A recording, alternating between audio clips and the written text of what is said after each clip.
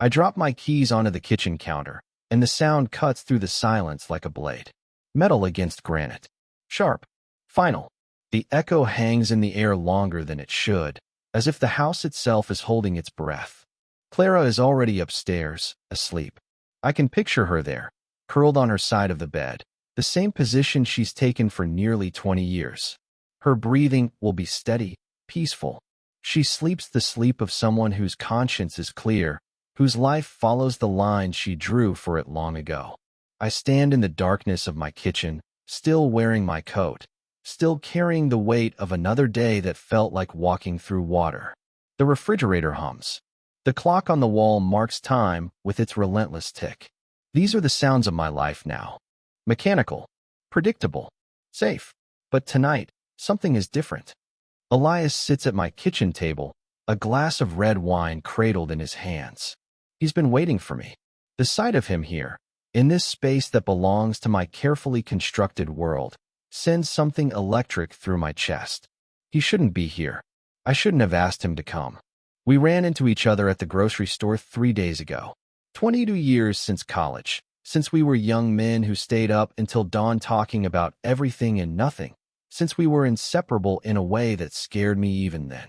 I saw him in the produce section, older now, lines around his eyes, but unmistakably him. My heart stopped, then started again, different somehow. He looks up at me now, and I see that same expression he used to wear when he was thinking something he wouldn't say out loud. The years fall away. I am 21 again, standing in his dorm room, afraid of what I felt when he looked at me like that. The space between us feels charged, dangerous. I can hear my own breathing, can feel my pulse in my throat. He sets down his wine glass and stands, moving toward me with the kind of certainty I've forgotten how to feel about anything. I should step back. I should remember where I am, who I am, what I've built here. But I don't move. He reaches out, his fingers touching my jaw, and I close my eyes.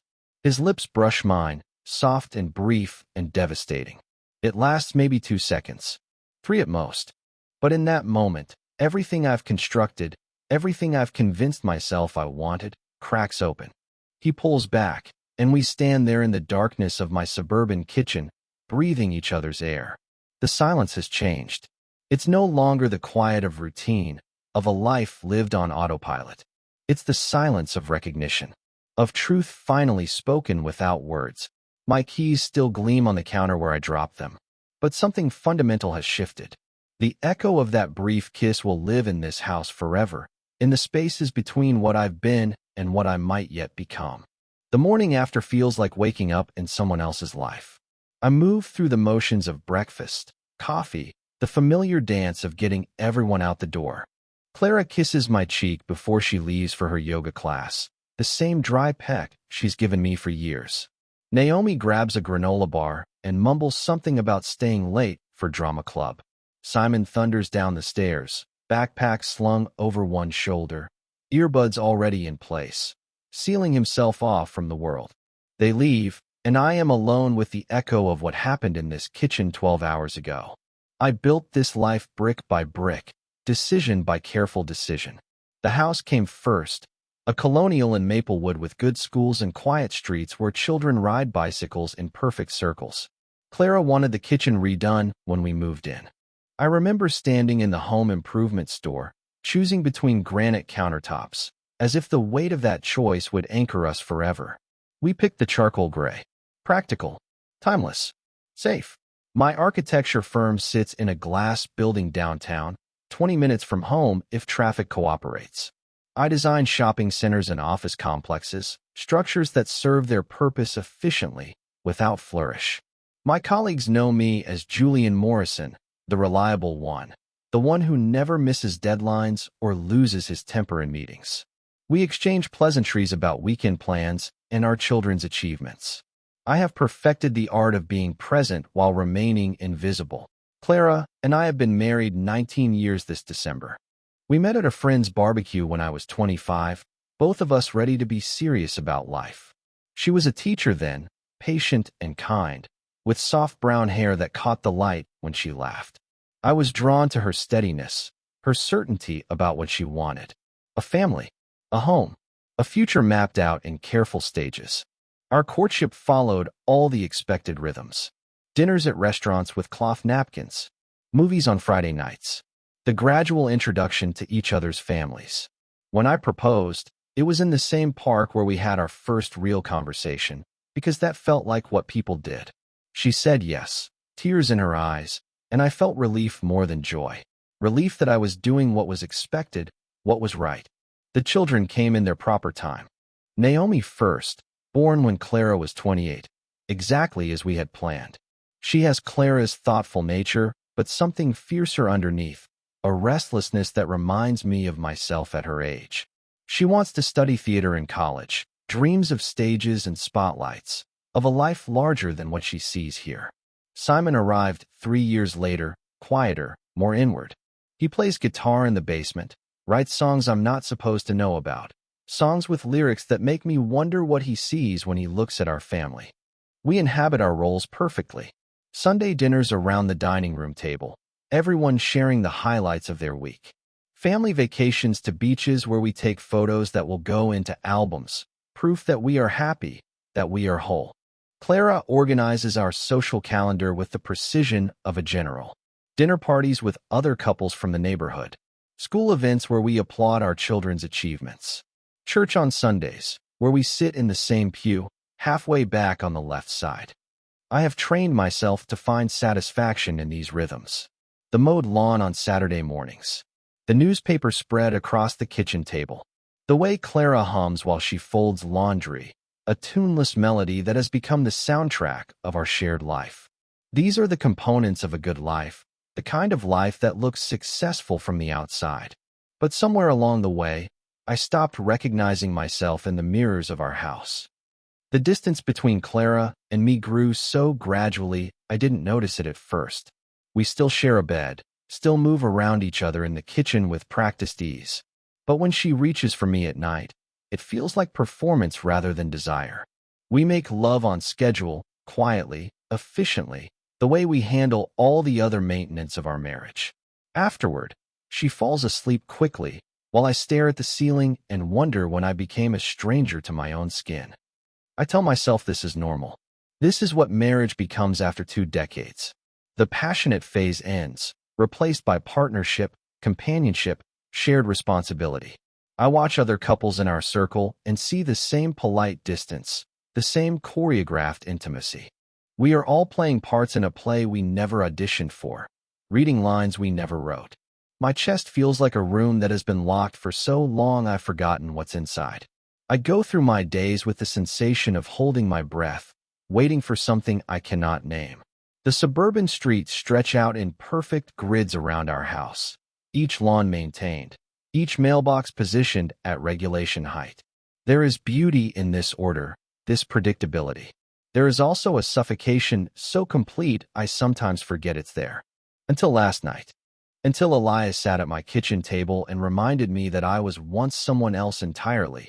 Someone who could stay up until sunrise talking about dreams that felt possible. Someone who could look at another person and feel electricity instead of obligation. The taste of that brief kiss lingers on my lips as I sit in my office, reviewing blueprints for another generic strip mall. Outside my window, the city moves with purpose, people rushing toward lives I will never understand. I touch my mouth and remember what it felt like to be awake. It happened on a Tuesday afternoon in the produce section of Whole Foods. I was picking through avocados, testing them for ripeness with the mechanical precision I apply to everything now, when I heard someone say my name. Not Julian, but Jules. The way it used to be said, with familiarity and warmth. I turned, and there he was, Elias Chun, standing by the organic apples with a half-smile that carried 22 years of history in it. My heart stopped, then kicked back to life with a rhythm I hadn't felt in decades. He looked older, of course. The dark hair I remembered was shorter now, streaked with silver at the temples. Lines mapped the corners of his eyes, evidence of laughter or squinting into foreign suns. But those eyes were unchanged, still holding that particular intensity that used to make me feel transparent, as if he could see straight through to whatever I was trying not to say. We were inseparable once, Elias and I, college roommates who became something deeper, though we never had words for it then. We'd stay up until dawn in our cramped dorm room, talking about Kerouac and Camus, about the lives we'd live after graduation, about everything except the charge that filled the air whenever our shoulders touched while studying. I told myself what I felt was admiration, the kind of hero worship that happens between young men. But I knew, even then, that I was lying to myself. He was majoring in international relations, planning to work abroad, to see the world before it settled him down. I was studying architecture, already gravitating toward the practical, the stable, the kind of future my parents understood. We were different in all the ways that mattered, but something deeper connected us, some frequency we both tuned into without trying. I remember the last night before graduation, sitting on the roof of our dorm building, sharing a bottle of cheap wine and watching the sun come up over the campus we were about to leave forever. He asked me what I was most afraid of. I told him failure, which was true, but not the whole truth. What I was really afraid of was myself, of the one I carried for him that I could never speak aloud. He said he was afraid of becoming ordinary, of waking up at 40 in a life that felt like someone else's. We made promises that night to stay in touch, to visit each other wherever we ended up. But after graduation, our lives pulled us in different directions like a slow tide. I stayed in the city, started at the architecture firm, met Clara. He left for Europe, then Asia, chasing opportunities and adventures I couldn't picture clearly. The letters came for a while, then emails, then nothing. Social media made it possible to glimpse fragments of his life from a distance. Photos from Thailand, from a coffee shop he opened in Prague, from hiking trips in Patagonia. His face always tanned, always smiling, always free in a way that made my chest ache with something I refused to name. Now here he was, 22 years later, holding a bag of Honeycrisp apples in a grocery store 10 minutes from my house. We talked for 20 minutes in that produce section, catching up with the careful politeness of people who once knew each other's secrets. He told me he'd moved back to the area 6 months ago, bought a small house across town. His coffee shop in Prague had sold, and he was thinking about opening something here, maybe a bookstore cafe.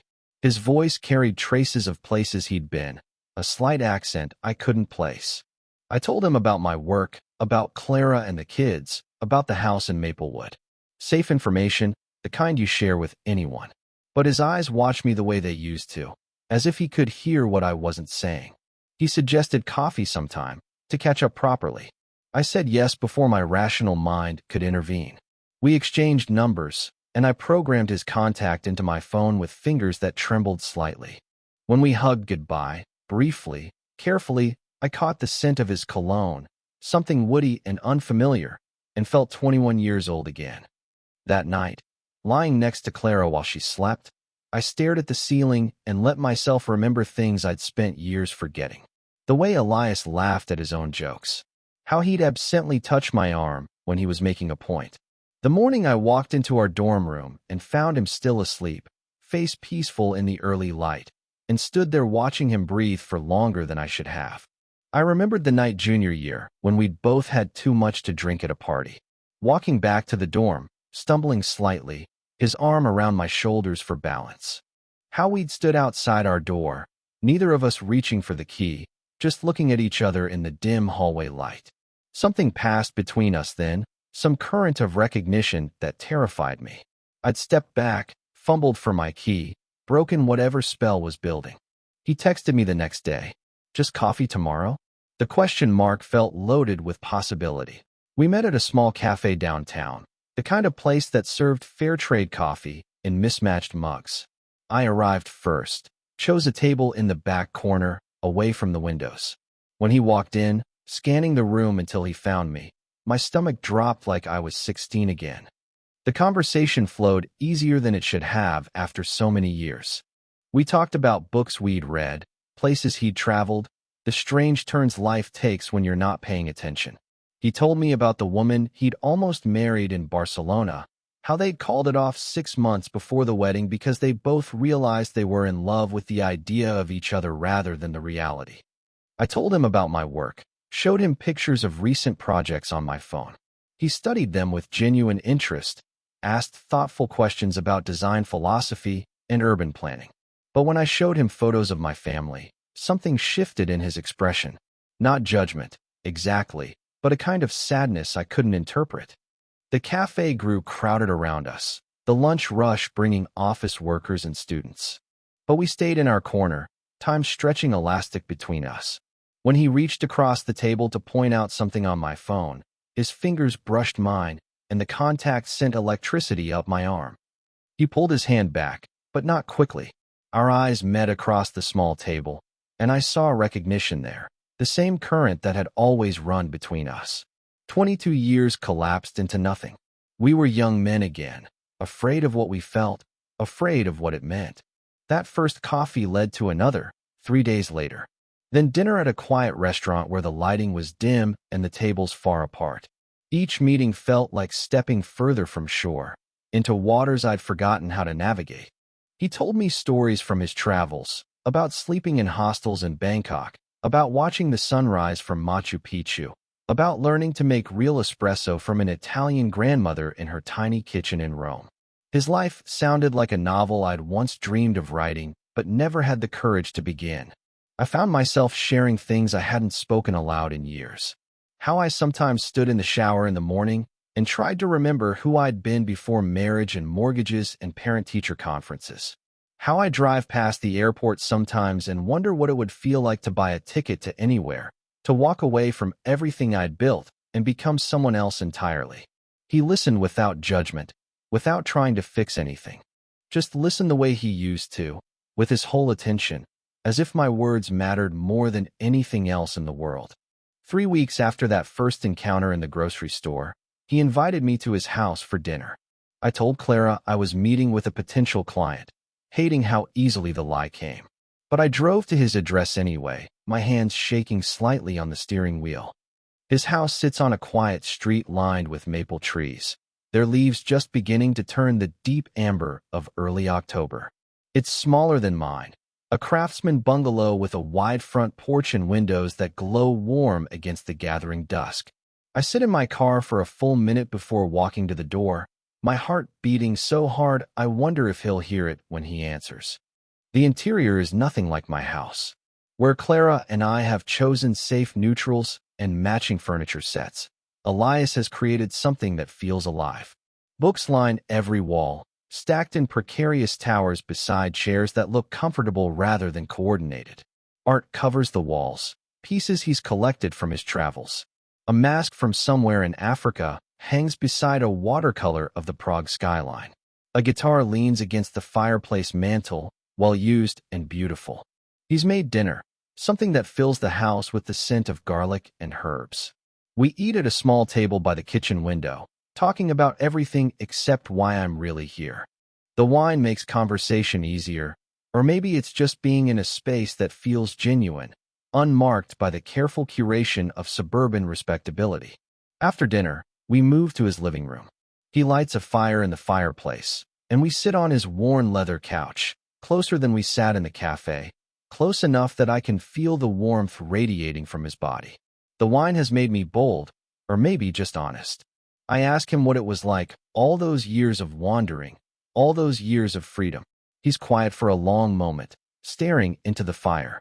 Then he tells me about loneliness, about how you can be surrounded by people in a Bangkok market or a Parisian cafe and still feel completely alone. How freedom can become its own kind of prison when you have no one to share it with. He talks about the woman in Barcelona, Maria, how they tried to build something real but couldn't get past the fact that they were both running from things they couldn't name. I find myself talking about Clara, about how we've become strangers who share a house and a history but no longer share our inner lives. How I lie awake at night listening to her breathe and feel like I'm suffocating. How I love my children fiercely but sometimes catch glimpses of myself in their eyes and wonder what they see there. The conversation drifts into deeper waters. We talk about the dreams we had in college, about the men we thought we'd become.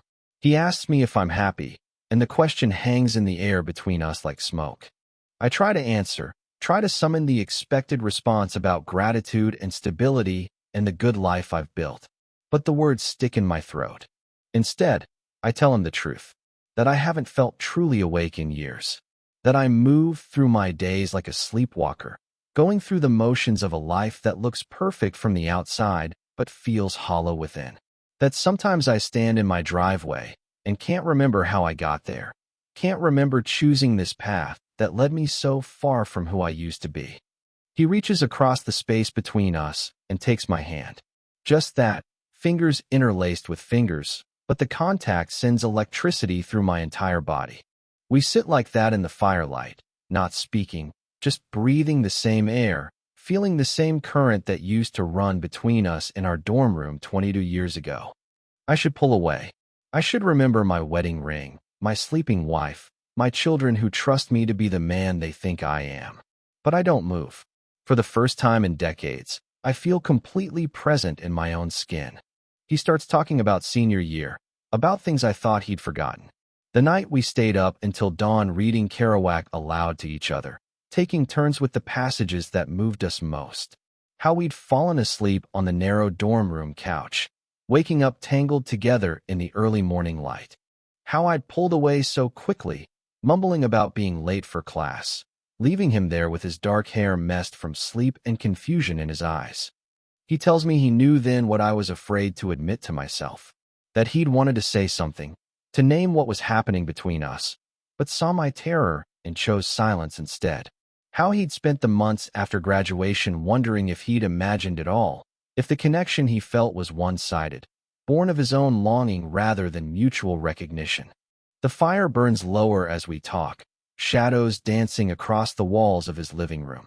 He refills our wine glasses, and I realize I've lost track of time completely. Clara will wonder where I am, will expect me home soon.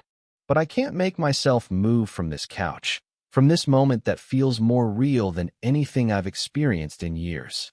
He asks me what I want now, not what I think I should want, but what I actually want. The question is simple and impossible. I want to wake up in the morning and recognize the man in the mirror. I want to feel my heart beat faster when someone walks into a room. I want to stop pretending that contentment is the same thing as happiness. I want him. The admission forms in my mind before I can stop it, clear and terrifying and true. But I don't say it. Instead, I talk around it, about feeling trapped, about the weight of expectations and obligations, about how I sometimes drive past the airport and imagine buying a ticket to anywhere, just to see what it would feel like to choose something for myself rather than for everyone else. He listens without trying to solve anything, the way he always did. When I finally stop talking, he tells me something I'll carry with me forever.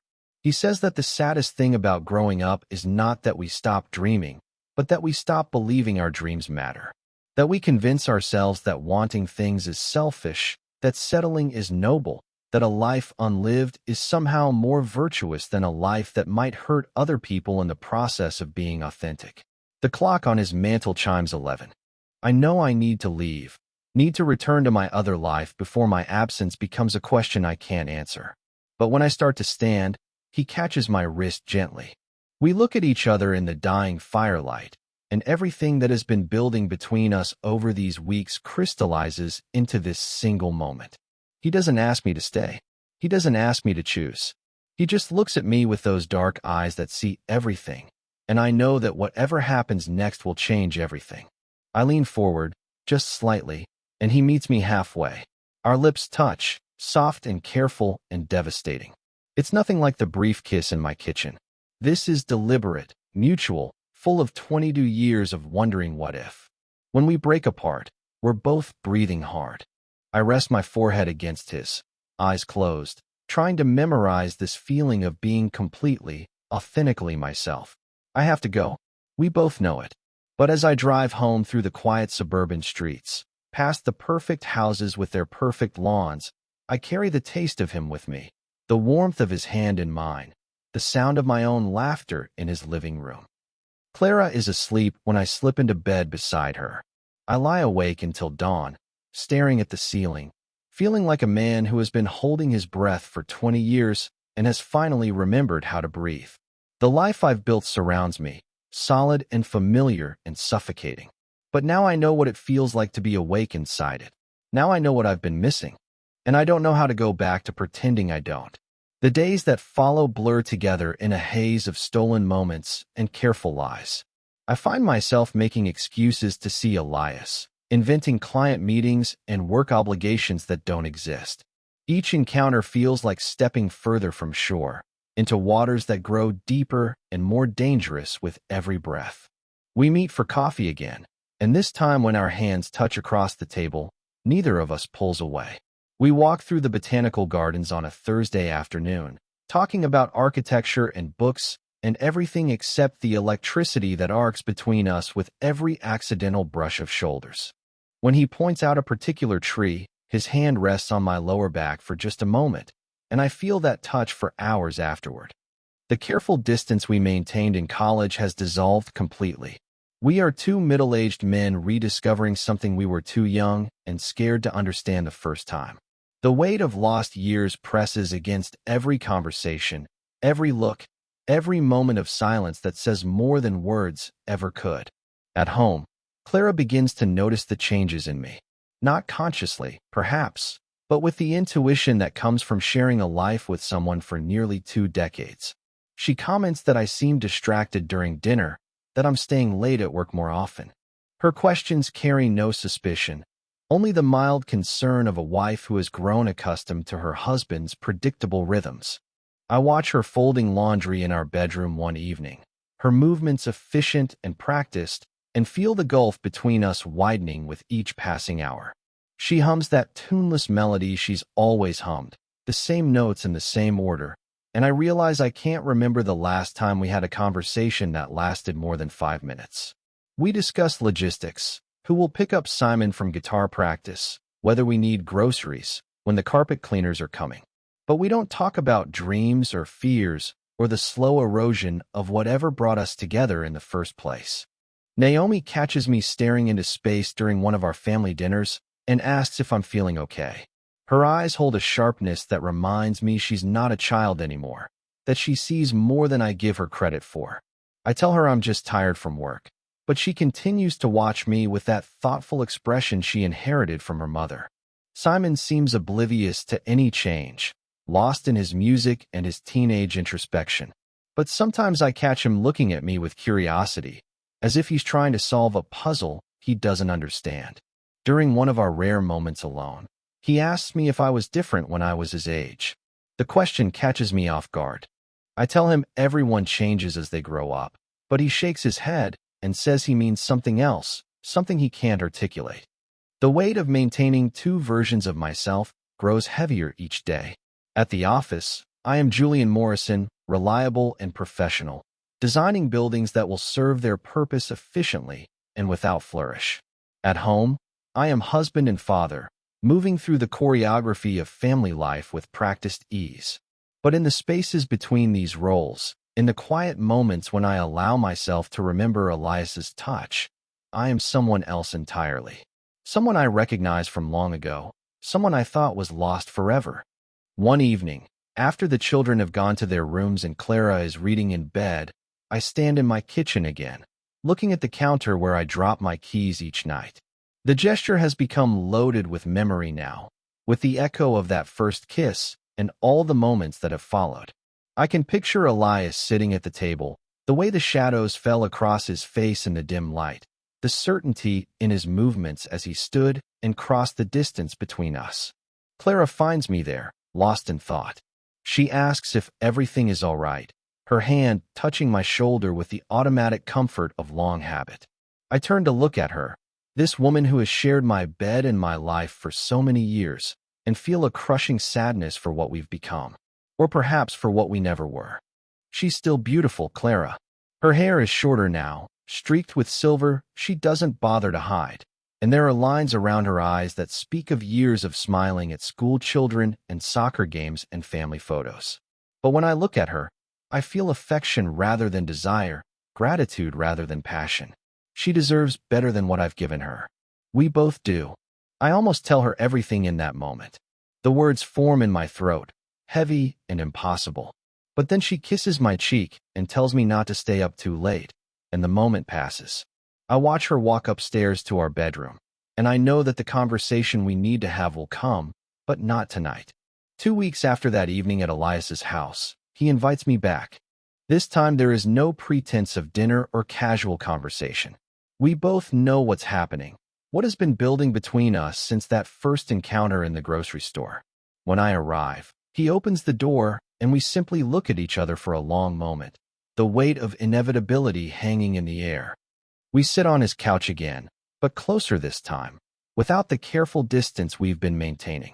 He pours wine, and we talk about small things at first, the weather, a book he's reading, anything to delay the moment when we acknowledge what we both want. But eventually the conversation dies away, and we're left with silence and firelight and the sound of our own breathing. When he reaches for me this time, I don't hesitate.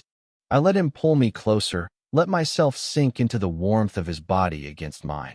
We kiss again, longer this time, deeper, with the desperation of two people who have been starving without realizing it. His hands tangle in my hair, and I remember what it feels like to be wanted, truly wanted, for who I am rather than what I represent. When we finally break apart, we're both shaking. He rests his hand against my chest, over my heart, and I know he can feel how fast it's beating.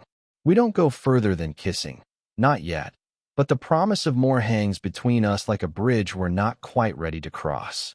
I drive home that night with the taste of him still on my lips, my body humming with an electricity I'd forgotten existed.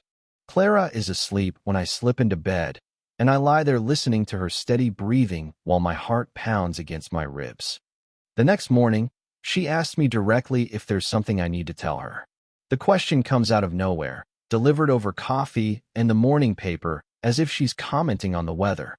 But her eyes are steady on mine, searching, and I realize that my careful performance hasn't been as careful as I thought. I tell her no, everything is fine, just work stress. The lie tastes bitter in my mouth, but she nods and returns to her newspaper. Yet something has shifted between us, some acknowledgement that the careful balance we've maintained is beginning to tilt. That afternoon, I call Elias from my office and tell him we need to talk. My voice is steady, but my hands shake as I dial his number. We arrange to meet at his house that evening, and I know that whatever conversation we have will change everything. Because I can't keep living in this space between two lives, can't keep pretending that what I feel for him is something I can contain or control. The truth has taken root inside me, growing stronger each day, and I know that soon it will demand to be spoken aloud, regardless of the cost. The conversation with Clara comes 3 nights later, inevitable as winter. She waits until the children are asleep, until the house has settled into its familiar quiet rhythms. I'm in my study, pretending to review blueprints, but really just staring at the same set of plans I've been looking at for an hour, when she appears in the doorway. She doesn't announce herself with words. Instead, she simply stands there until I look up, and when our eyes meet, I see a kind of weary certainty that makes my stomach drop. This is not the Clara who asks about grocery lists and soccer schedules. This is the woman I married 19 years ago, before we learned to speak only in logistics and pleasantries. She comes into the room and sits in the chair across from my desk, the same chair where Naomi used to sit to show me her homework, where Simon practiced his presentation about the solar system last spring. But tonight it feels like a witness stand. "Tell me what's happening," she says. Not accusatory, not angry, just tired. So deeply tired, I could lie again. The words are already forming in my throat. Another excuse about work stress or midlife restlessness or any of the dozen explanations that might deflect this moment. But when I look at her face, really look at it, I see that she already knows. Maybe not the details, maybe not his name, but she knows that something fundamental has shifted in our marriage. Clara has always been intuitive. It's what made her a good teacher, that ability to sense when a child was struggling even if they couldn't articulate why. I've watched her with our own children. The way she knows when Naomi is anxious about an audition or when Simon is being bullied at school, even when they haven't said a word. Of course she would sense this distance in me, this pulling away towards something she can't see. I set down my pen and look at my hands. 20 years of marriage have created a language between us, a way of communicating that doesn't require words. Right now, my silence is speaking volumes. She asks if I'm having an affair. The word hangs in the air between us, clinical and insufficient. An affair suggests something tawdry, temporary, a mistake that can be corrected with counseling and forgiveness. What I feel for Elias is none of those things. It's a recognition, a coming home to myself, a waking up from a sleep I didn't know I was in. I tell her it's complicated. She laughs, but there's no humor in it. She says that's what people always say when they've made simple choices that have complicated consequences. We sit in silence for a while, the weight of 19 years pressing down on us. I remember our wedding day, how young we looked in the photos, how certain we seemed about the future we were choosing. I remember the morning Naomi was born, how Clara cried when the doctor placed our daughter in her arms, how I felt like the luckiest man alive. I remember family vacations and anniversary dinners and 1,000 small moments that added up to a life shared. But I also remember the gradual dimming, the way passion became affection, became habit, became mere coexistence. I remember lying awake next to her and feeling like a stranger in my own skin. I remember the day I realized I couldn't remember the last time we'd had a conversation about anything that mattered. She asks if I love him. The question catches me off guard, not because she knows there's someone else, but because she assumes it's love rather than just desire or midlife crisis or any of the other explanations that might be easier to forgive. I tell her yes. The word comes out small and broken, but it's the first completely honest thing I've said to her in months. She nods as if she expected this answer. Then she asks the question that breaks my heart. Do you love me? I do love her. Not the way I should, perhaps not the way she deserves, but I love her for the mother she's been to our children, for the life she's helped me build, for the steady presence she's provided through 2 decades of marriage. I love her for who she is, even as I've come to understand that we are not meant to be together in the way we once thought. I tell her this as gently as I can. I watch her face as the words land, see the pain that flickers across her features before she composes herself again. She's always been strong, Clara. Stronger than me in most ways. She asks about the children. How will we tell them? What will this do to their sense of security, their faith in family, their understanding of who their father is? Naomi is 17, applying to colleges, building her own dreams of the future. Simon is 14, just beginning to figure out who he wants to become. They don't deserve to have their world shattered because their father finally admitted what he should have understood about himself decades ago. I don't have answers to these questions. I've been so focused on the weight of my own secret that I haven't fully considered the ripple effects, the way this truth will reshape not just my life, but theirs. The guilt sits heavy in my chest, but underneath it is something I can't deny anymore. Relief. The exhaustion of pretending, of living fractured between who I am and who I think I should be, has become unbearable. Clara stands up, smooths her hands over her pants in that automatic gesture she makes when she's processing something difficult. She tells me she needs time to think, that this conversation isn't over, but it's enough for tonight. Before she leaves the room, she turns back to me.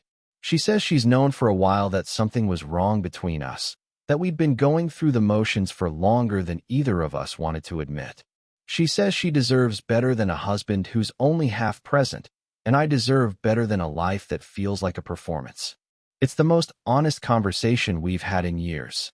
After she goes upstairs, I sit alone in my study until nearly 3 in the morning. The house creaks around me, settling into sleep, but I'm more awake than I've been in decades. The truth has been spoken, at least partially, and there's no taking it back now. The next day, I call Elias from the office. My voice shakes as I tell him about the conversation with Clara. He listens without interrupting, and when I finish, he's quiet for a long moment. Then he asks me what I want to do now. Not what I think I should do, not what would be easiest for everyone else, but what I actually want. I want to stop living a lie. I want to stop pretending that contentment is the same as happiness. I want to wake up in the morning and recognize the man in the mirror. I want to be honest with my children about who their father really is, even if it means disappointing them. I want to stop suffocating in a life that looks perfect from the outside but feels empty within. I want him. I want us. I want to find out what we could be if we're brave enough to try. He tells me he doesn't need me to leave my family for him, that he's not asking me to choose between him and them. But he says I do need to choose between living authentically and continuing to slowly disappear inside a life that was never really mine. That night, I meet him at his house one more time. We don't talk much. Instead, we sit on his couch and hold each other while the fire burns low. I feel the steady rhythm of his breathing against my chest, smell the familiar scent of his skin, and know that whatever comes next, this moment is real in a way that nothing in my life has been for a very long time. When I drive home, I know that tomorrow I'll have to start the conversation that will reshape everything. With Clara, with the children, with myself. The life I've built is about to come apart, and I'm terrified of what will emerge from the wreckage. But for the first time in 20 years, I'm more afraid of staying than I am of leaving. The morning comes too early and not soon enough. I wake before dawn, the house still wrapped in the particular silence that belongs to the hours before the world stirs. Clara sleeps beside me, turned away, and I study the curve of her shoulder in the gray light filtering through our bedroom curtains. In 12 hours, she will know everything. Our children will know everything. The careful architecture of our life together will begin its slow collapse. I slip out of bed and go downstairs to the kitchen. The counter where I drop my keys each night looks different in the pre-dawn darkness, smaller somehow, less significant. I make coffee and stand at the window watching the sky lighten over our neighborhood, over the precise lawns and matching mailboxes that have defined the boundaries of my world for so long. The conversation happens after dinner, after homework is finished and the dishes are cleared. We sit our children down in the living room, on the couch, where we've had 1,000 family meetings about vacation plans and allowances and summer camps. But tonight feels different. Terminal. Naomi senses it first. She's always been perceptive, our daughter, quick to read the currents that run beneath the surface of our family dynamics. She sits forward slightly, her hands folded in her lap, watching our faces with the intensity she usually reserves for rehearsals. Simon lounges in the armchair, still lost in teenage oblivion, but even he seems to sense that something significant is about to be said. Clara and I have spent the day planning this conversation, choosing words that might soften the blow while still delivering the truth. We agreed that honesty was better than some sanitized version that would leave them confused and angry when they inevitably learn the details. I tell them that their mother and I are separating, that we both need space to figure out who we are outside of this marriage that has run its course. Naomi's face goes very still. Simon sits up straighter, no longer lost in adolescent distraction. The questions come slowly at first, then faster. Where will I live? Will there be custody arrangements? What about college visits and graduation and all the milestones we've been planning as a family? Clara handles most of the logistics, her teacher's instincts helping her navigate their confusion with patience and clarity. I watch my children's faces as they process this information, see the moment when their understanding of their family shifts from solid ground to something more uncertain. Then Naomi asks the question I've been dreading. Why? I could give them the easy answer, the one about growing apart and wanting different things. But looking at my daughter's face, so serious and searching, I realize she deserves better than a comfortable lie. I tell them that I've learned something about myself that I should have understood a long time ago, that I haven't been honest, not with their mother and not with them, about who I really am, that I care about someone in a way that's made me realize I can't keep pretending to be someone I'm not. Simon asks if I'm gay. The word hangs in the air, simple and complicated all at once. I tell him yes, that I think I always have been, but I was too scared to admit it, even to myself. That I built this life because it was what I thought I was supposed to want, but I can't keep living it without destroying something essential in myself. The silence that follows feels endless.